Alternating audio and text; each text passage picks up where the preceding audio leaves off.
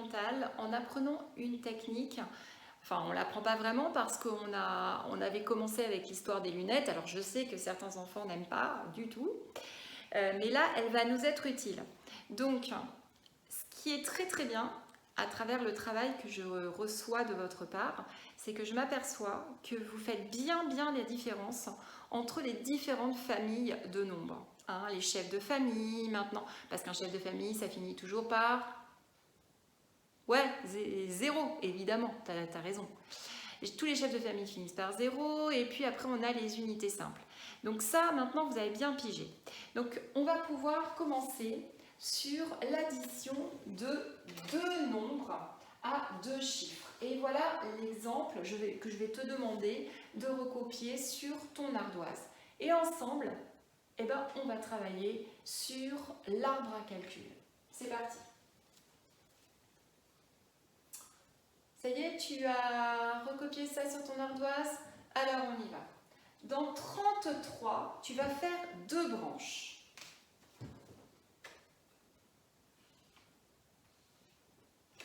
Dans 26, tu feras aussi les deux branches. La branche qui correspond à la dizaine et la branche qui correspond à l'unité.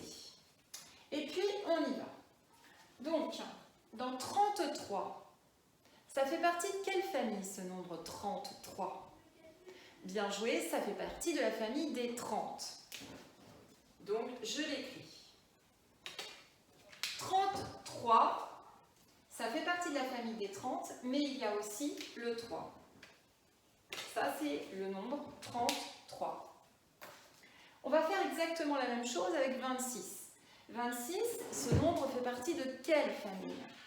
La famille des vingtaines. Bravo. Donc là, on l'écrit. 20. Et qui est son unité?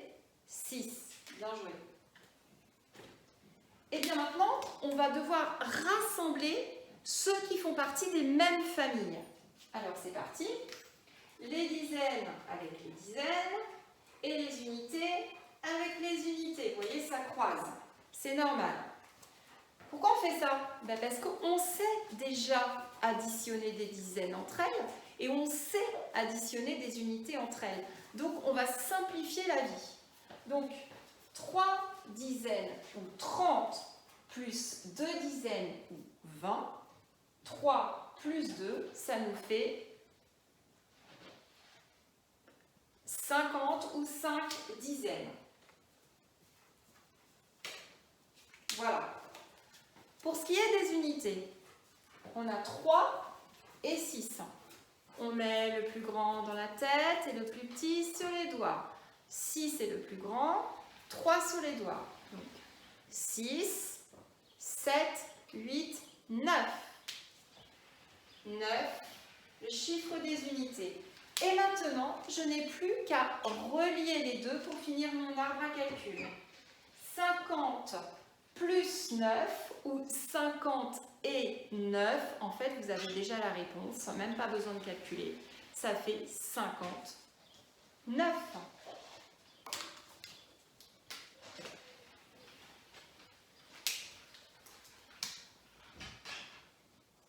Et voilà. Donc, ce modèle-là, tu peux le garder devant toi.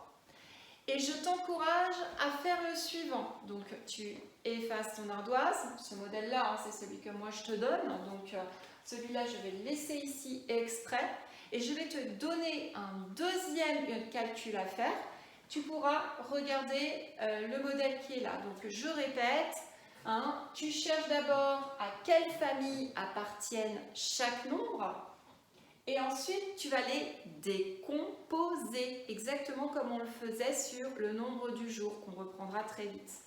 Je les décompose entre chefs de famille et unités. Et ensuite, j'ai plus qu'à rassembler ceux qui vont ensemble, c'est-à-dire les chefs de famille entre eux, les unités entre elles. Et comme ça, je me simplifie la vie pour résoudre cette opération. Tu vois maintenant l'utilité d'un arbre à calcul ? Alors, on y va. Je te propose un calcul que tu devras faire tout seul sur ton ardoise. Je te laisse avec ça et on corrige juste après. Allez, on passe à la correction ensemble. Donc, j'espère que tu as bien cherché à quelle famille appartenait chaque nombre. C'est la première étape. Je fais donc mes deux branches, la branche de la dizaine, la branche du chiffre des unités, et on y va, c'est parti. Donc, 42, ça fait partie de la famille des 40, évidemment. Donc, je l'écris, 40. L'unité, c'est le chiffre 2. Très bien. Si tu es allé jusque-là, c'est déjà très très bien. 26, partie de la famille des vingtaines. Donc, je l'écris. Et l'unité, c'est donc 6. Très très bien. Ensuite, tu te souviens ce qu'on doit faire? Oui, tu as raison, on doit rassembler entre eux ceux qui font partie des mêmes familles. Voilà. Donc, les chefs de famille entre eux et les unités entre elles. C'est parti. 40 plus 20 ou 4 dizaines plus 2 dizaines. Si tu préfères le dire comme ça, il n'y a pas de problème. Ça nous fait 6 dizaines, c'est-à-dire le nombre 60. Enfin, 2 plus 6. Ah oui, il faut que j'oublie personne. 2 plus 6, le plus grand dans la tête, le plus petit sur les doigts. 6, 7, 8. Ça nous fait 8 chiffres des unités. Je rassemble les deux et j'obtiens 60 et 8 ou 60 plus 8. Eh bien, en réalité, tu as la réponse dans la question. 60 et 8, 68. Très bien.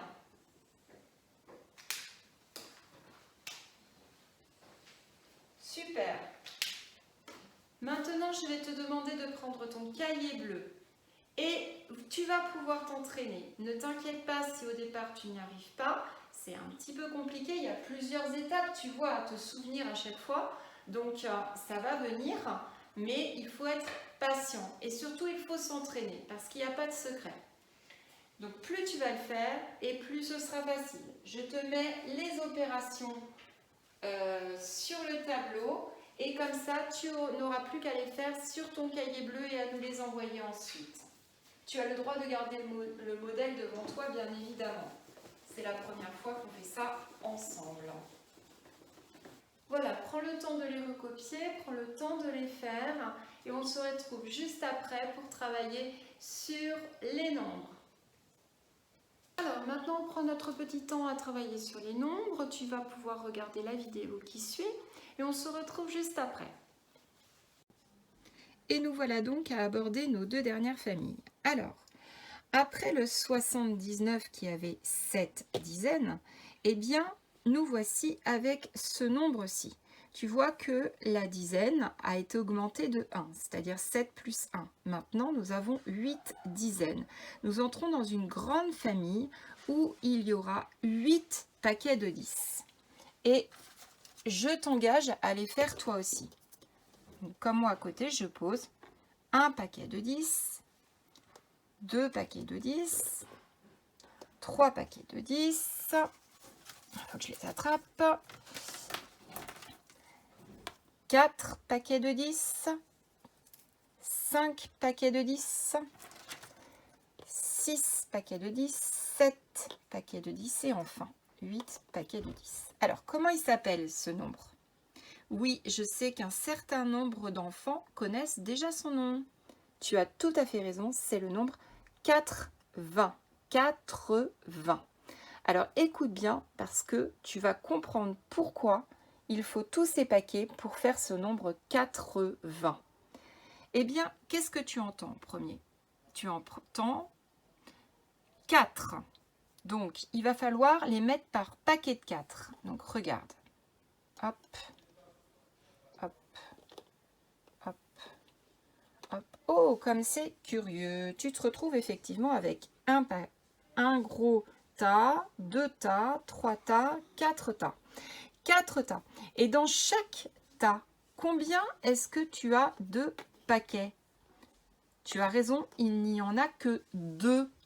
Et chaque paquet, souviens-toi, dans un paquet, il faut qu'il y ait 10 choses. Ça veut dire que 10 plus 10, ça fait forcément...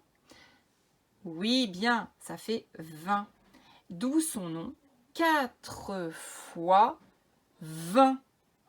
Tu comprends maintenant? 4 fois 20. Alors, quand on arrive à 4 fois 20, bah après, forcément, le 0 des unités va se transformer. Après le 0 des unités, on va avoir, vas-y, souviens-toi. Et oui, on aura 1 pour faire le nombre 81. Tout à fait raison. Donc, tu auras toujours tes 4 paquets, tes 4 tas, tes 4 tas avec 20 allumettes, c'est-à-dire 2 paquets 10, 4 fois 20 plus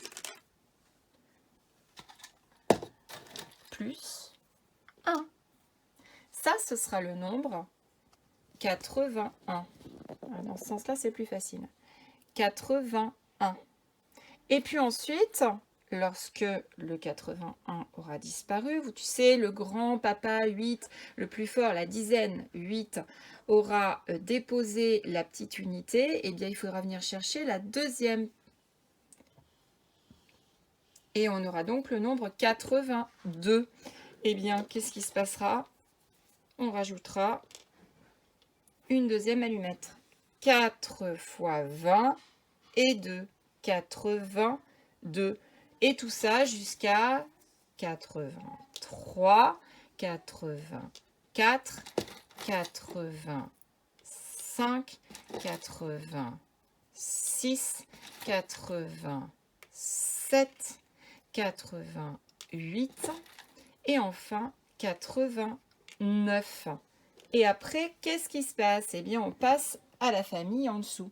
Famille en dessous, on change de dizaine. Tu vois, j'en rajoute encore un. Ça veut dire que je vais rajouter encore un paquet. On aura combien de paquets de 10? On en aura 9. Et oui. Et quel nom va porter cette famille? Oui, c'est bien, tu le sais. C'est plus 4,20, mais 4,20,10. Parce que tu vas retrouver les 4 fois 20 et il en faudra encore un autre. Je te montre, on fait ensemble. Alors, un gros tas avec 2 choses. Un deuxième gros tas avec 2 paquets. Il faut que j'utilise les bons mots. Troisième gros tas, encore 2 paquets. Tu vois? La même chose, la même chose, la même chose. Ensuite, encore un tas avec 2 paquets. Oui, mais là, si tu l'appelais 80, ce nombre, tu aurais exactement la même chose qu'ici. Donc, ce n'est pas 80, c'est, attention, la dizaine a changé, 90, c'est-à-dire 80 plus encore 10. Tu comprends maintenant? 90.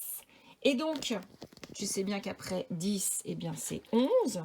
Lorsque l'unité, donc la grande dizaine 9 va être passée de l'autre côté de la route, va avoir déposé le 0, il faudra qu'il prenne sur son dos la petite unité 1. Et cette fois-ci, donc c'est pas 81, comme on avait pu le voir au-dessus, ça sera donc 80.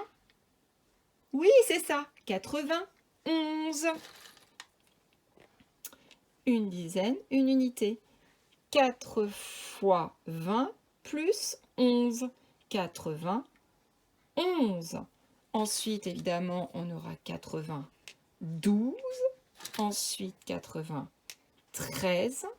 Puis 94. 95. À partir du moment où tu connais tes nombres entre 10 et 20, tu vas tous les faire. 96. 97, 98 et le dernier, 99. Je dis bien le dernier, puisqu'après, nous changerons de nouveau de famille. Et cette fois-ci, c'est donc une autre famille qui va apparaître, puisqu'on va remplacer le 9 par le... Bah oui, après 9, c'est forcément 10.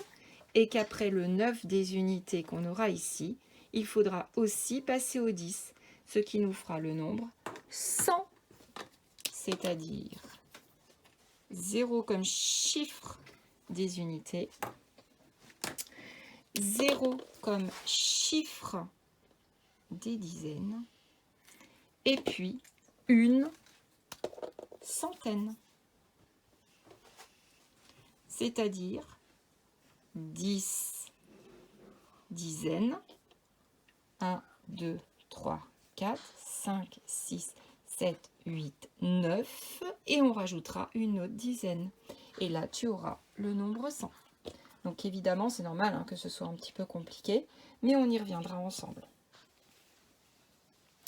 Bien, donc si on se retrouve maintenant, c'est que tu as écouté donc, les différences entre les deux familles qui sont nos deux dernières familles de l'année. Donc je le répète, 80 et 90. Comme tu peux le voir au tableau derrière moi, ils sont tous écrits. Donc on va les lire ensemble déjà pour commencer. 80, 81, 82, c'est bien, 83, 84, 85, 86, 87, 88, 89. Et ensuite, on va à la famille suivante où on rajoute une dizaine. Tu te souviens?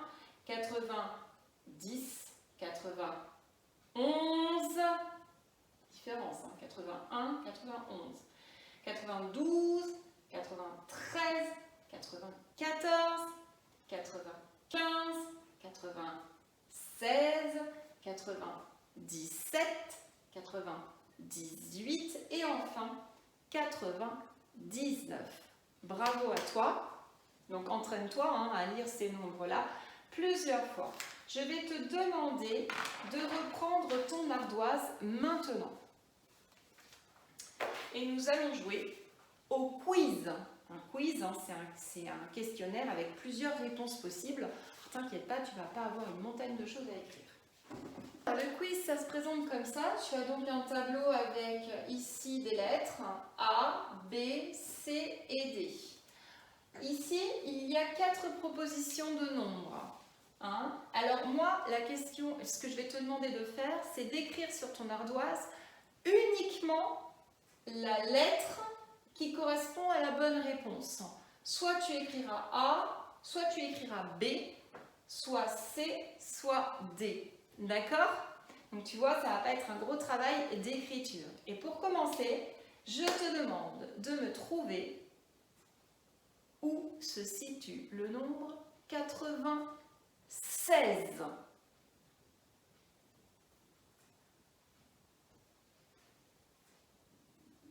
Ça y est, tu as trouvé? Alors oui, tu as raison, 96, eh bien c'est D la bonne réponse. On va quand même lire les autres nombres. Il s'agissait de 16, bravo. Ici, 93.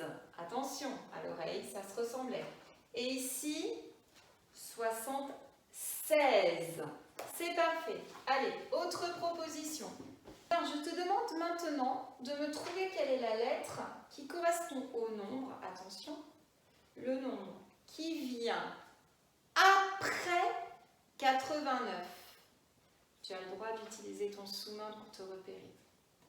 Le nombre qui vient après 89. Regarde bien. Après 89, il s'agit bien de la réponse C, c'est-à-dire 90. Bravo. On lit quand même les autres. Il s'agissait de 88.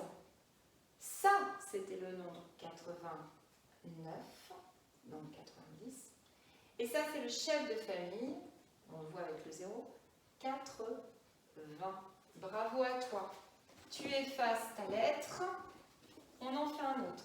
Voici ma nouvelle proposition.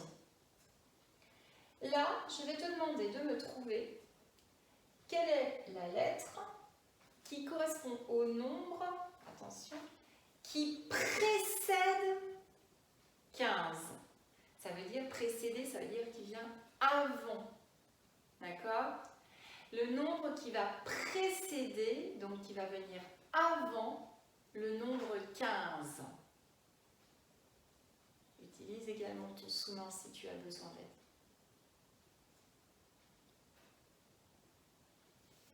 On corrige ensemble? Tu avais mis la bonne lettre? Il s'agissait de la lettre C. Le nombre qui vient juste avant 15, c'est le nombre 14. Très bien. Le nombre 14. On les lit quand même ensemble. 16, tu as raison. 15, 14. 13, bravo à toi. Parmi les 4 propositions qui sont ici, je voudrais que tu écrives la lettre qui correspond au nombre qui précède, souviens-toi, précède, qui vient avant, 70. A, B, C ou D.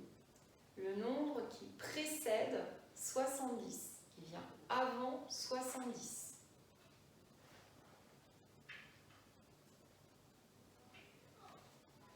Qui précède 70, eh bien c'est le nombre 69. La bonne réponse était donc le B. Bravo à toi, tu effaces ton ardoise s'il te plaît et tu la ranges pour le moment. Je vais te demander de prendre ton bout de gomme numération, tu vois bien, et tu vas avoir 2 travaux à faire. Le premier est page 48. On revoit l'écriture, les différentes écritures des nombres de 11 à 19. Tu te souviens? Donc, page 48, je veux uniquement le numéro 1. Voilà, on a déjà fait beaucoup de choses, donc pas la peine de surcharger davantage. Le numéro 1. Je compte sur toi, parce qu'après, il faut que tu tournes les pages et tu vas à la page 53. Et page 53, c'est pareil, tu ne feras pas toute la page. Tu vois, je te demande de faire le numéro 1. Je compte sur toi? Allez, courage, on a bientôt fini. Alors, pour terminer cette journée, on va travailler sur les problèmes et on va utiliser ce qu'on a travaillé depuis le début. Ok? Donc, je vous donne le texte du problème, et puis on le travaille ensemble, on voit si on comprend tout bien et on travaille à la résolution ensemble. Comment faire pour le résoudre? Donc, hier, j'avais 44 roses dans mon jardin. Super, non? 44. Aujourd'hui, lundi, j'en ai 12 en plus. 12 de plus. La question, ça va être combien j'en ai au total dans mon jardin. Alors, on commence par le schéma. C'est parti. Première information. Dimanche, j'avais 44 roses dans mon jardin. Je l'écris sinon. 44. Aujourd'hui, lundi, j'en ai 12 en plus. 12 de plus. Plus 12. La question, c'est combien j'en ai au total maintenant? Alors, on passe par le schéma.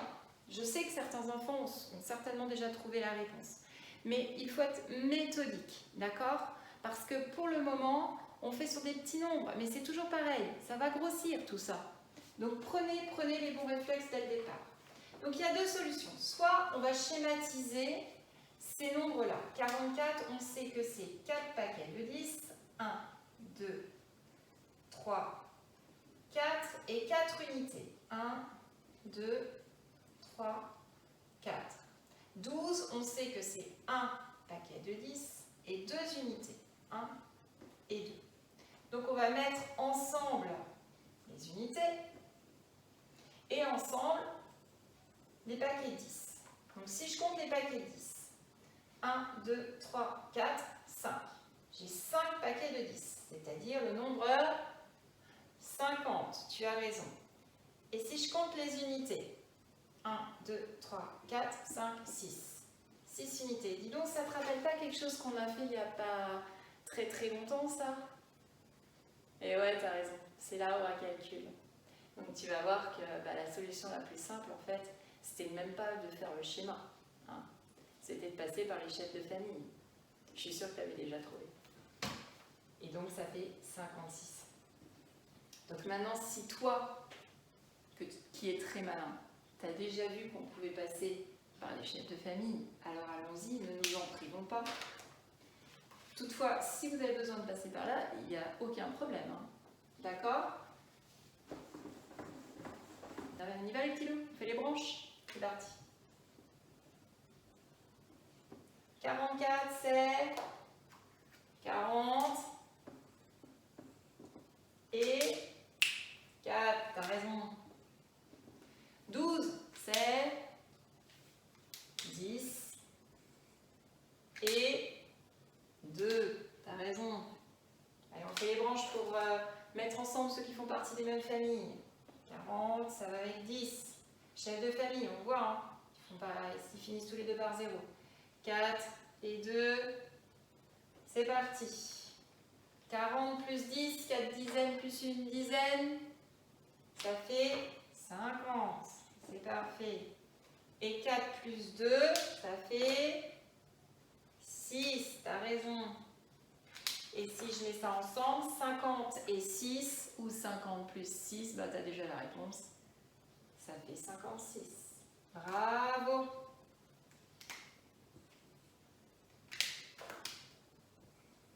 Tu vois, en fait,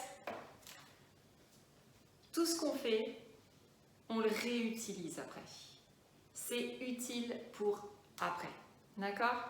Même pour aller faire tes courses quand tu seras plus grand. Ça sera devenu quelque chose d'automatique. Tu n'auras évidemment plus besoin de faire les arbres à calcul. Mais c'est quelque chose, pour que ça devienne automatique, il faut l'avoir fait avant. Tu comprends? Ça ne tombe pas du ciel. Donc, c'est pour ça que c'est important de passer d'abord par ces étapes-là. Ok? Je compte sur toi. Je vais te laisser avec un dernier petit problème à faire. Et cette fois-ci, il sera à faire sur le cahier bleu et je compte sur toi pour le résoudre. Ce que j'aimerais bien, c'est qu'il y ait une phrase-réponse.